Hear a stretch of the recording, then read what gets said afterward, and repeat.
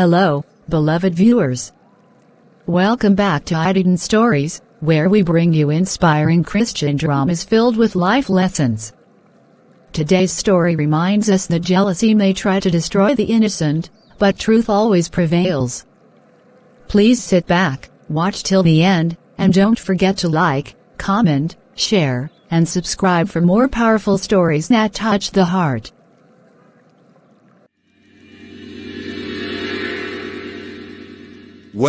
Well.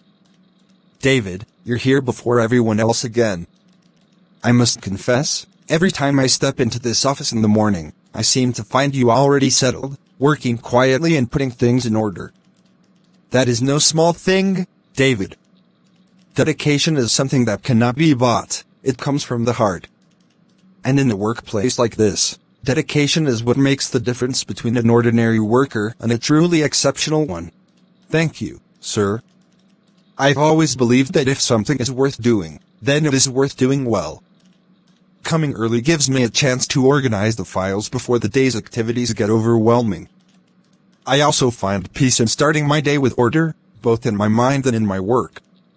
It helps me give my best, not just for the company, but for the people I work with. At the end of the day, I want to leave here knowing I gave my best effort. Mark, who has just entered, stops by his desk but pauses to listen. His face tightens as jealousy rises inside him. He forces a smile but his eyes betray envy. Well, sir, it seems David is quickly becoming the star of the office. Always early, always smiling, always being praised. Some of us may need to borrow a page from his book, I suppose. Mark, there's no need to take it in that way. Every person has their own strengths, but punctuality and diligence are qualities everyone should aspire to. If David is setting a good example, then it is something worth learning from, not resenting. Mark, please don't misunderstand. I'm not trying to outshine anyone. I just want to play my part and contribute as best as I can. In fact, I believe we all complement one another here. If we each put in our best, the whole team will shine, not just one person. Oh, of course, David.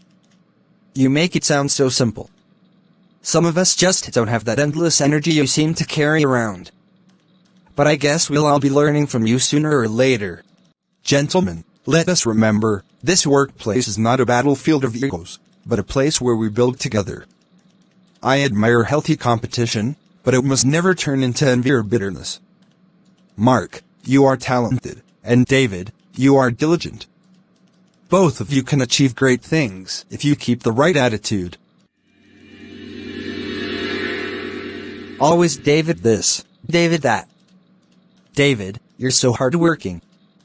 David, you're so early. David, you're so consistent. HMPH. I'm sick of it. Does no one see that he's just trying too hard? He wants everyone to think he's some kind of saint, some kind of angel in human form. And Mr. Adams, he just keeps pouring praises on him like David is the only one working in this office. I've been here longer than David. I know this office inside and out. I know how things are done. Yet every time, it's David's name they mention. Do they think I'm blind? Do they think I don't notice the looks, the admiration, the respect he gets? Even when he speaks with that soft, humble tone, everyone eats it up as though he's some kind of hero. Well, I see right through it. No one is perfect. No one. And I'll be the one to prove it. I'll show them that David isn't as spotless as he pretends to be. I'll find a way to bring him down, to expose him, to remind everyone that Mark is still here and Mark is not a shadow. They will regret ever overlooking me. Yes. They'll see. They'll see soon enough. Brother, I know you've been here since early morning. You probably haven't had time to eat properly, have you? So I thought I'd bring you lunch. You always give so much of yourself to this office, and sometimes I fear you forget to take care of your own health. Sophia, you didn't have to go out of your way. But you always think of me, Thank you. You're right, I got caught up in sorting out files and preparing reports, and I hardly noticed how hungry I was. I suppose in trying to give my best, I sometimes neglect myself. And that's exactly why I worry, David.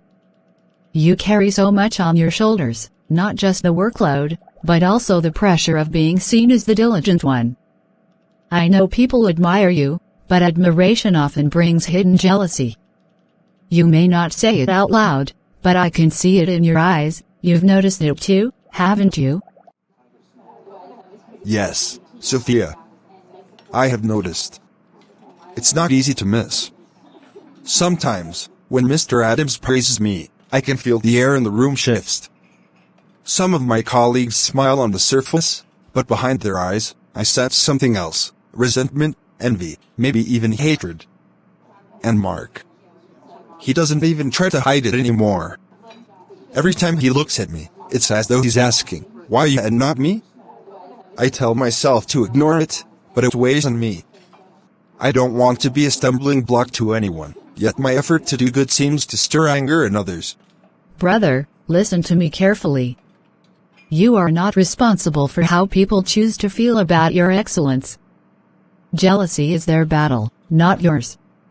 You cannot dim your own light just because someone else refuses to shine theirs. Remember, you are not working for human applause. You are working as unto God. That is why you come early, why you stay consistent, why you give your best. It is not to please Mr. Adams, nor to gain the envy of Mark, it is to glorify God through diligence. So do not let anyone's bitterness become your burden. You speak wisdom, Sophia, and I know you're right. But knowing and feeling are two different things. It's not easy to pretend I don't notice the cold stares, the whispered remarks, or the sarcastic comments. Sometimes I ask myself if I'm unintentionally provoking people just by trying to do my best. And I wonder, how long can I keep going like this without breaking?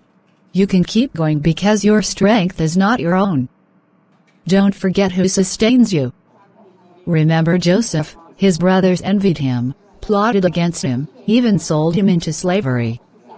Yet God used their envy to position him for greatness. Brother, if God is with you, then no man's jealousy can destroy you. So lift up your head, David. Keep doing what you do best.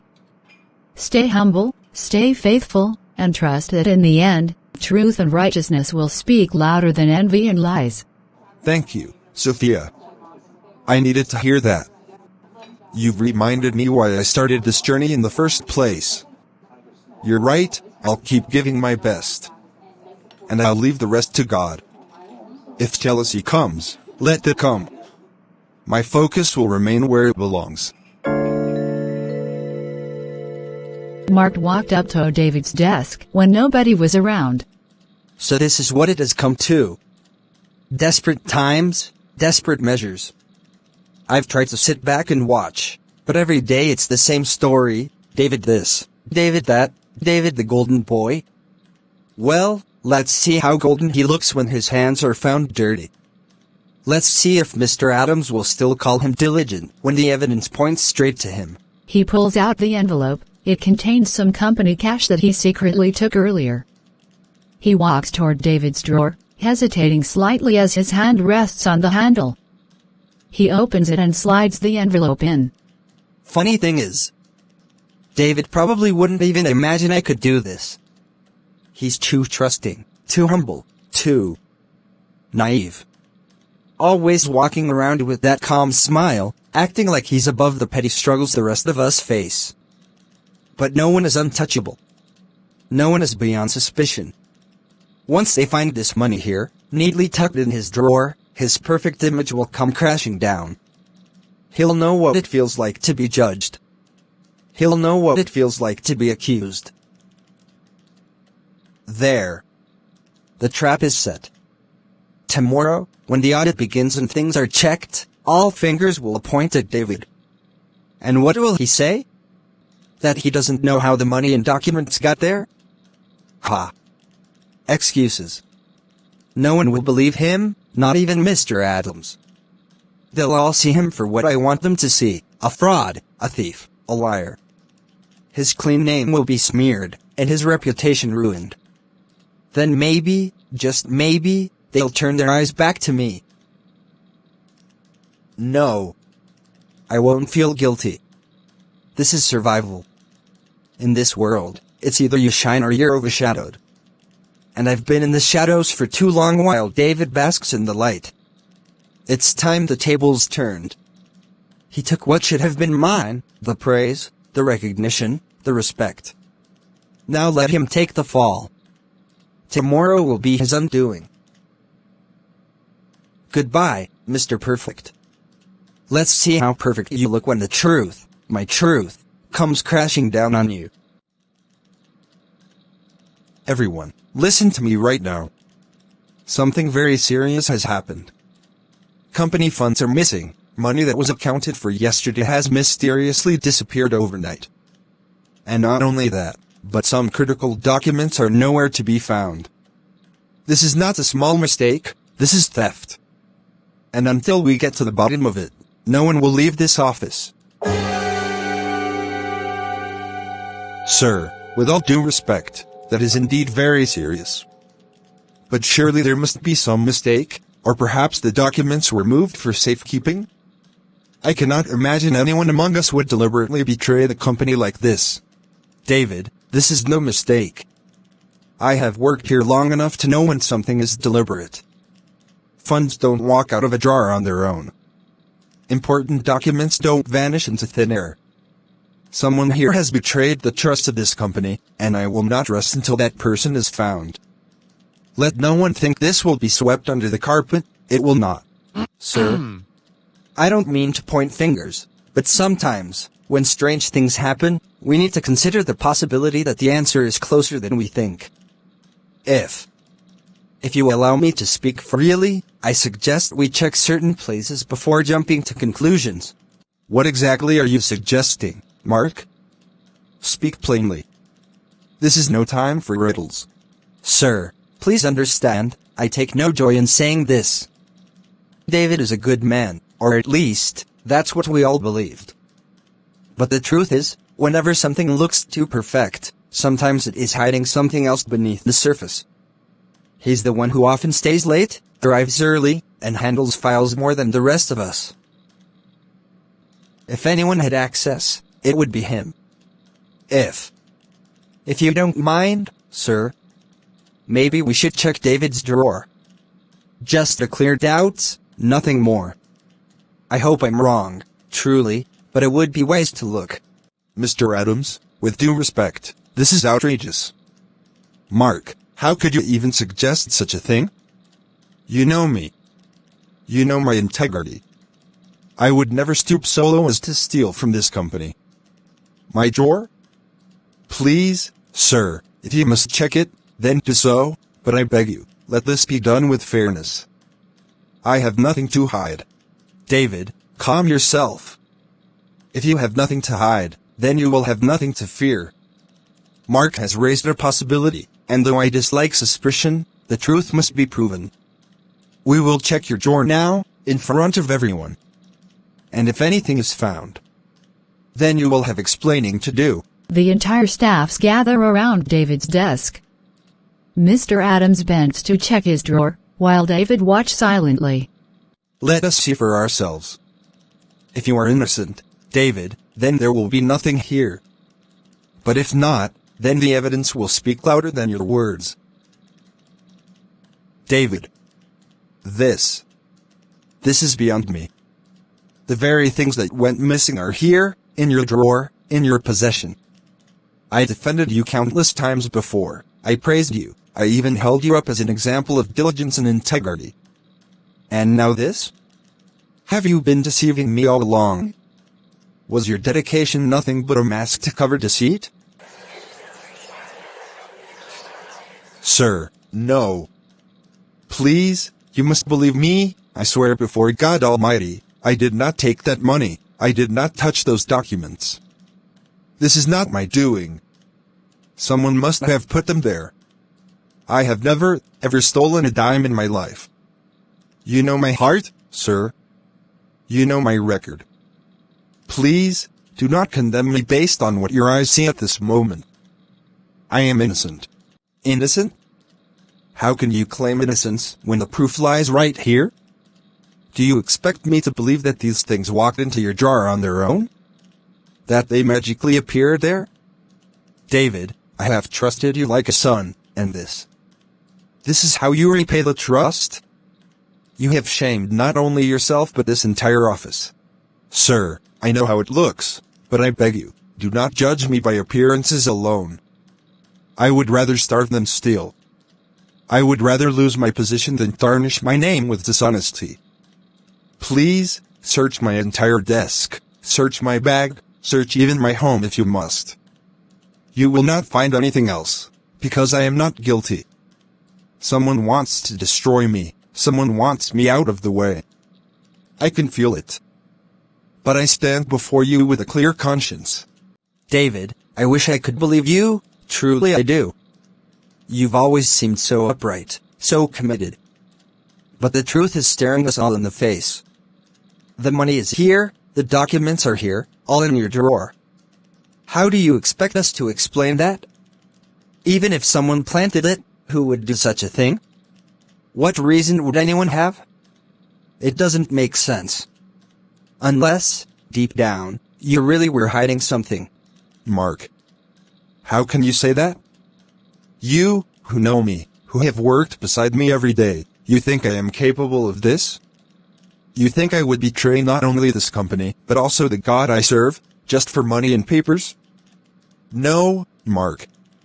Someone has set a trap for me, and I pray the truth will one day come out. Enough. Until I am given a reason to think otherwise, the evidence condemns you, David. I cannot close my eyes to what is before me. I trusted you. But perhaps I was wrong.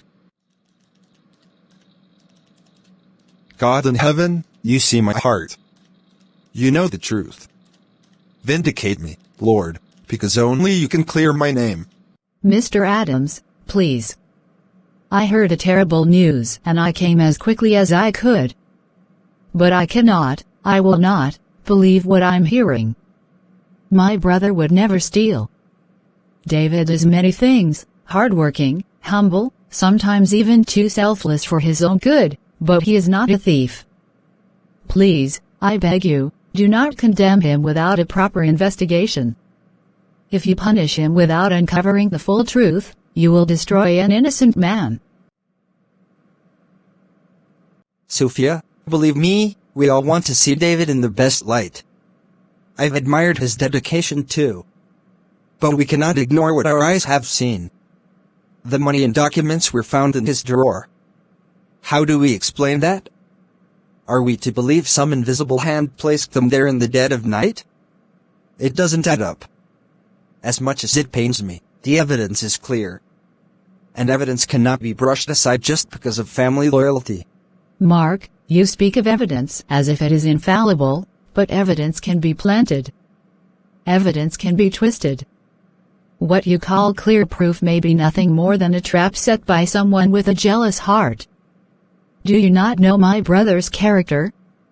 Have you not seen his consistency day after day? Can years of honesty be erased by one moment of suspicion? No. The David I know would rather lose everything than gain through corruption. He has built his life on integrity, and nothing you say will convince me otherwise. Sophia, I understand your emotions. Truly, I do. You are his sister, and of course you will defend him. Any sibling would. But feelings cannot erase facts. We must be careful not to let love blind us to reality. I am not against David, but how do we reconcile the undeniable truth that the stolen funds were found in his personal space? We cannot blame shadows and imaginations. At some point, we must accept what is before us. Sir, please, listen to me. If David had done this, I would not be standing here. I would not defend wrongdoing, even if it were my own flesh and blood. But I know my brother's heart. He is innocent. Do not let appearances deceive you. Do not let envy or hidden malice cloud your judgment. Investigate further, sir. Check the cameras, question the staff, look deeper than the surface. Because if you stop here, you will not only lose a good man, you will also commit a great injustice. Sophia, thank you. You've spoken my heart. I have nothing else to say but this: God knows the truth. And in His time, the truth will come out. David, I have thought long and hard in these few minutes. As much as I do not want to believe what we have found, I cannot turn a blind eye to it either. The company must protect itself. Until we get to the bottom of this matter, until the truth is revealed, I am left with no choice. David, you are hereby suspended from your duties, effective. Suspended? Sir, I understand your position, but I beg you to look at my record. Have I not served this office faithfully? Have I not poured my strength, my time, my very heart into this work? Must my entire reputation be crushed because of one accusation? I swear to you before God Almighty, I did not steal. I did not touch what was not mine. David, I hear your words, and I want to believe you.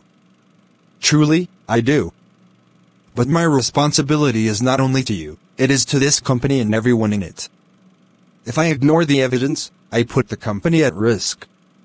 This is not a final judgment, it is a precaution until further investigation is done.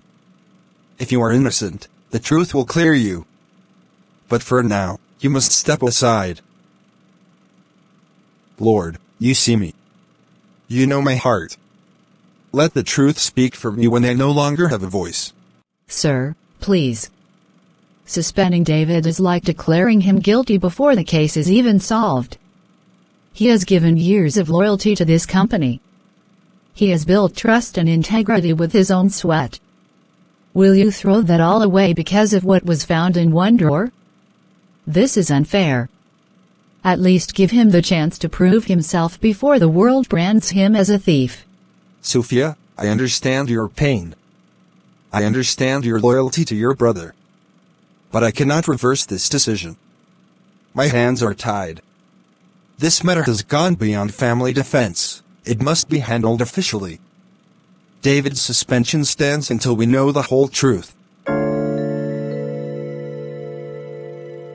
Very well, sir. If suspension is the path I must walk, then I will accept it. But I hold on to this one truth: I am innocent.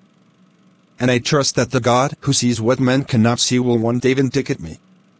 My name will not end in shame, for He is my witness. David, I know this day has broken you in ways words can hardly describe. I know the shame you felt walking out of that office. How the stares of your colleagues cut into your heart like knives. But brother, I need you to remember this: God will fight for you. The truth may hide for a while, but it cannot stay buried forever. It will rise like the morning sun, and when it does, everyone will know you were falsely accused. Sophia, it is not just about the job. Do you know what it feels like to have your very character shattered in a single day? For years, I built my reputation carefully, stone upon stone, with honesty, hard work, and sacrifice. But today, in just a few minutes, all of it was destroyed. I could see it in their eyes, the suspicion, the disappointment, the whispers.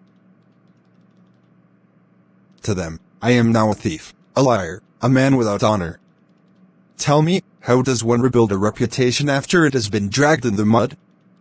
Even if the truth comes out later, will people ever truly forget? Will the stain ever wash away? David, listen to me. Your reputation before men may be under attack, but your testimony before God is untouched. He knows your innocence. He knows the secret plots of wicked hearts, and He will expose them in His own time. A reputation can be damaged, yes, but character, true character, cannot be destroyed by lies. And you, my brother, have character that no accusation can erase. But Sophia, while I wait for God's vindication, I still suffer. My name is already tarnished. The suspension is public. Neighbors will hear, friends will hear. Even church members may begin to whisper. They will not wait for the truth. They will only believe the scandal. And I do not know if I have the strength to endure it. You have more strength than you think, David. Not because of who you are, but because of who your God is. Remember what the scripture says, no weapon formed against you shall prosper, and every tongue that rises against you in judgment, you shall condemn. Isaiah 54:17. The lies spoken today will not prosper. The false evidence will not stand. And the shame you feel right now will one day be turned into honor. Do not let despair write your story. God is still holding the pen. Maybe you're right, Sophia. Maybe this is not the end, but only a chapter. Perhaps the God who delivered Joseph from prison, who cleared Daniel before the lions, will also defend me. I want to believe that he still fights for the innocent. I want to hold on to hope. Hold on to it, David. Hope is all we have until justice comes. And I promise you this, I will not rest until your name is cleared. We will face this storm together, with God on our side. And one day, those who mock you will see the truth and bow their heads in shame. Eric, you will not believe how clever I've been. Finally, David is out of the way. That man has been a stumbling block to my rise for far too long. His so-called honesty, his constant praises from the boss, his spotless reputation, it was like a shadow that never allowed me to shine. But now, with just a little wisdom and careful planning, I have removed him from the picture. He's suspended, humiliated, and his so-called integrity is shattered. Promotion, my friend, is finally mine for the taking. Mark, are you sure about this? I mean, planting those documents and money in David's drawer, that's dangerous. What if the truth comes out one day? Won't you lose everything you are trying to gain? Truth. What truth? Who will believe David after what was found in his drawer? Evidence speaks louder than words, Eric. And besides, do you really think anyone will question me? I am the loyal one, the trustworthy one, the man who brought the matter to light. David's cries of innocence are nothing but the desperate noise of a drowning man. No one will come to rescue him, not when the evidence condemns him. But Mark, remember, lies have a way of coming back. I've seen it before. What if the boss, Mr. Adams, digs deeper? What if someone else saw something you didn't expect? God has a way of exposing hidden things. God? Eric, in this world, it's not prayers that bring promotion, it's strategy. And I've played mine well. David trusted too much in his so-called righteousness, and look where it got him, suspended, disgraced, and out of my path. I tell you, by the next staff meeting, I will be sitting in the position of honor while he sits at home weeping. This is my moment, and I intend to enjoy it to the fullest.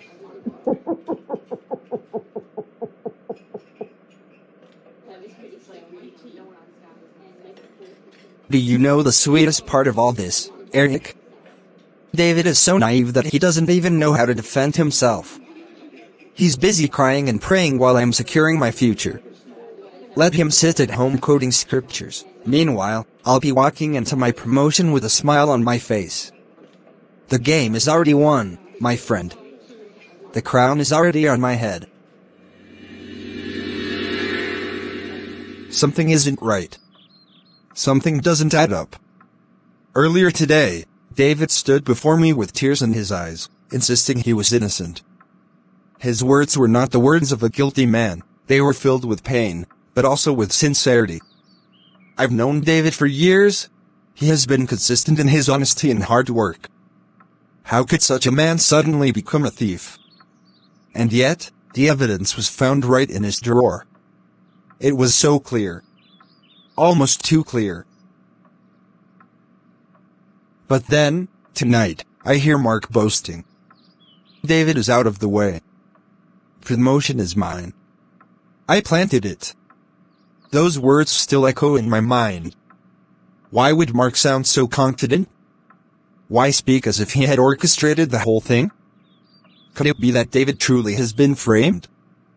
Have I been too quick to pass judgment on an innocent man? No. I cannot ignore what I heard. I may not have caught every single word, but I know arrogance when I hear it.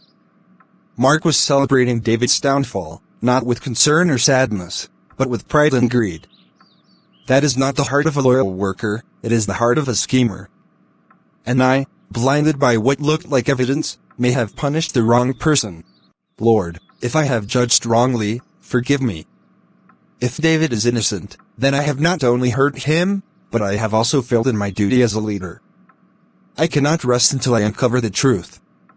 I must watch Mark more closely. I must be patient and wise. The truth has a way of revealing itself, and I will be ready to see it when it does. David, if you are innocent, I will find out. And if Mark has played such a wicked game, then justice will surely catch up with him. No lie stands forever. If my suspicions are correct, then Mark will not be able to resist coming back here. A guilty man always returns to cover his tracks. This camera will see what human eyes may miss. I only pray the truth reveals itself soon, for David's sake. Hours later, Mark appears at the office door. He looks around nervously before entering. The building is quiet, empty. His movements are sharp and calculated. He walks straight to David's desk. I should have cleared this up earlier. What if someone grows suspicious? Mr. Adams can't find out. He must never know I planted those funds. David has to carry the blame while I rise higher. I just need to make sure there's no evidence left. Perfect. Still here. If anyone searched deeper, they might have found it. I can't risk that. Better to destroy it now. David, poor innocent fool. Everyone thinks you're trustworthy, but look at you now, suspended, disgraced, humiliated. And me?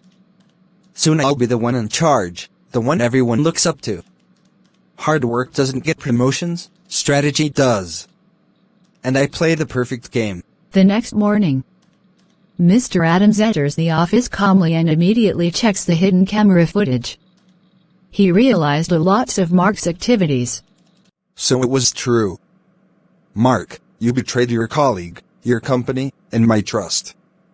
You planted the money, you framed David, and then you mocked his pain. I have seen enough. The truth has finally come out, and this time, you cannot hide. David, hold on a little longer. Justice is about to speak. Ladies and gentlemen, I have called this urgent meeting because there comes a point in every matter where justice must speak louder than suspicion. For days now, this company has been living under the shadow of the theft, and worse still, under the weight of finger-pointing and accusations. Reputations have been stained, trust has been shaken, and morale has been broken. But I believe that truth, though delayed, always has a way of shining through. Today, we will no longer rely on assumptions or whispers, we will rely on evidence. Today, the truth will reveal itself. Yes, sir. I couldn't agree more. A company cannot afford to be soft on matters of dishonesty.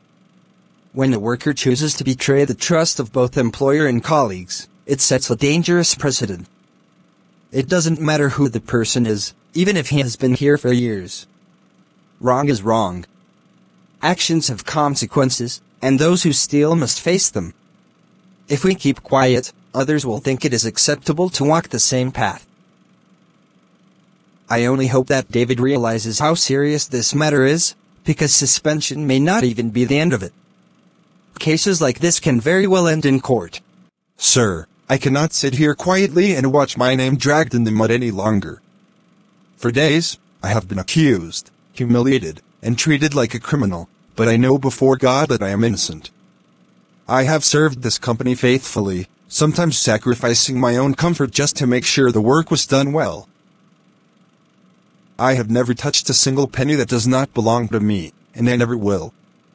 I may be suffering now, but I would rather suffer in truth than live in luxury built on lies.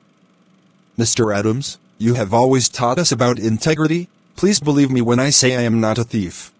Mr. Adams, I beg you to see reason. My brother has already endured enough shame over this matter.